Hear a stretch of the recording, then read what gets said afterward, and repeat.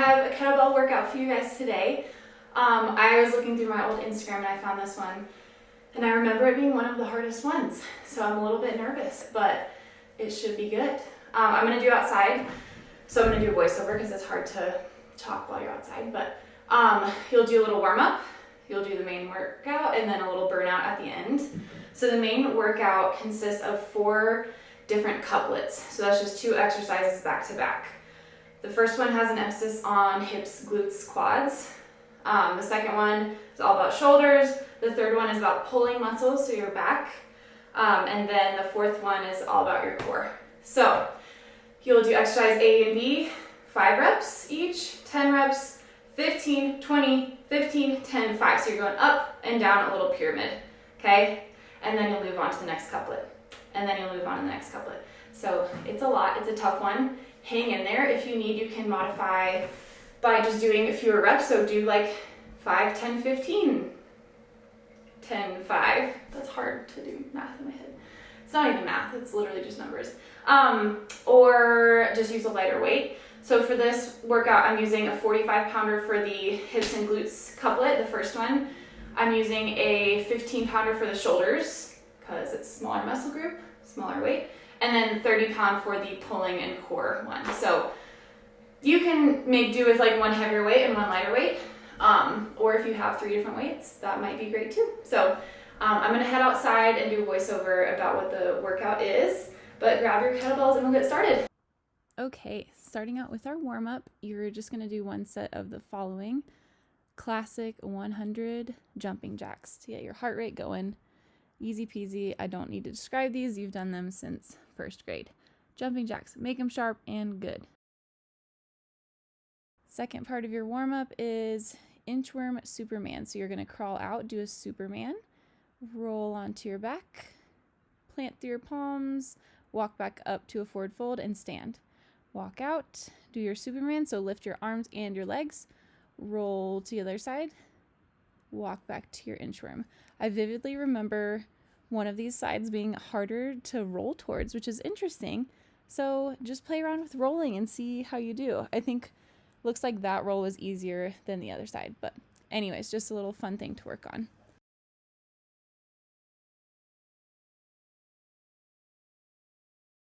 Part 3 of your warm-up is 10 lateral ape burpees.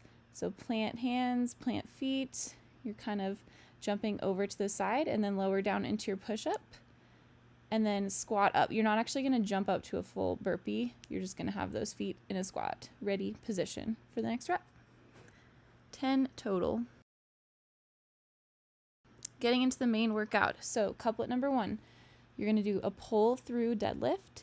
So the kettlebell is going back further than you normally would. And it's just a little more tension on your glutes and hamstrings. So 5 reps. Straight into 5 reps of Russian kettlebell swings. So I'm using my 45-pounder for this. Hips and glutes and quads are big muscles, so go heavier. And then you'll immediately do your 10 reps. So go back to back as much as you can. Take whatever rest you need, obviously, but make sure you're pushing. So we're doing 5 reps of both, 10, 15, 20, 15, 10, 5. And you're doing each couplet all the way through before you move on to the next one.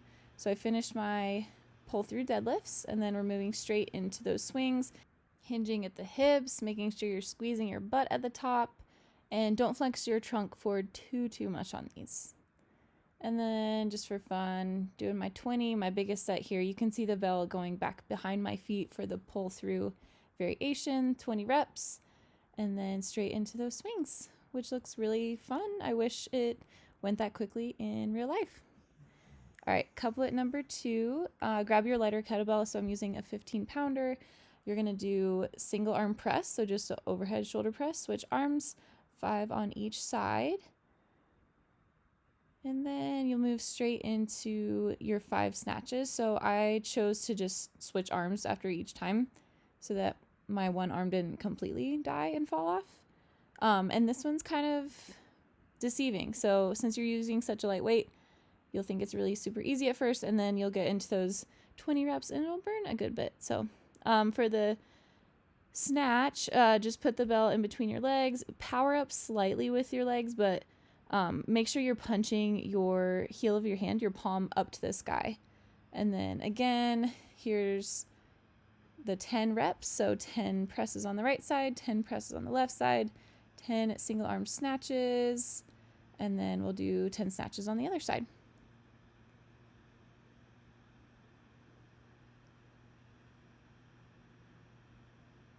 All right, couplet number 3, which I thought was the hardest.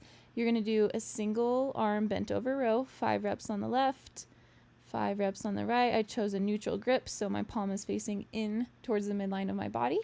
And then you're going to do a rotational clean. So if the bell is on my right foot, I'm cleaning it up to my left shoulder. I like to kind of pronate my palm, so turn my hand down when I release it to the ground. That way, when I clean it up, I'm externally rotating, I'm exploding up, and it just makes it a little bit smoother of a motion. So I did 5 on each side there. And then here's my longest set of 20 single arm bent over rows. Pull your elbow in towards your side, squeeze your shoulder blades together. Straight into, actually I took a little break, obviously, and then 20 rotational cleans on each side. So this one got super, super difficult. This is one where if you're struggling a ton, either go down in weight or do 20 reps total as opposed to 20 reps on each side. Or, you know, if it's hard and you're just pushing, then just push and get through it. If I can do it, you can do it.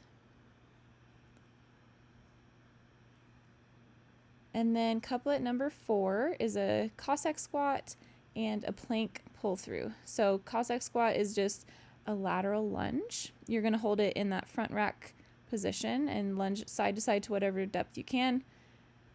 And then you're going to do a plank pull through. So I, widen my base of support of my feet just to hold my balance. And then you're just sliding that kettlebell from side to side. This superset or couplet is really good for your core because you're doing an asymmetric type movement, moving laterally and rotationally, and your load is just constantly changing. So it's really good for your core.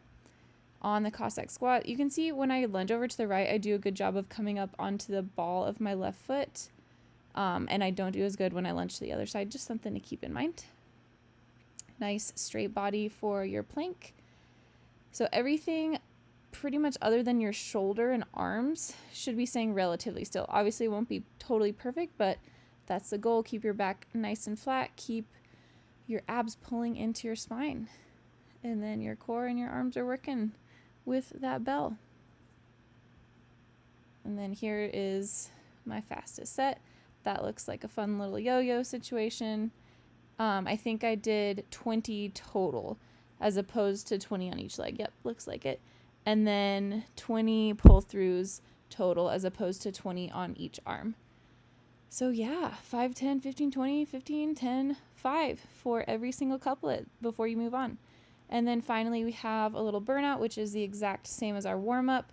100 jumping jacks. 10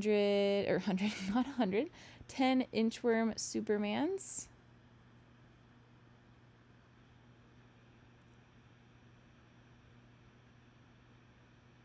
And then 10 lateral ape burpees to just finish off and polish it up. There you go.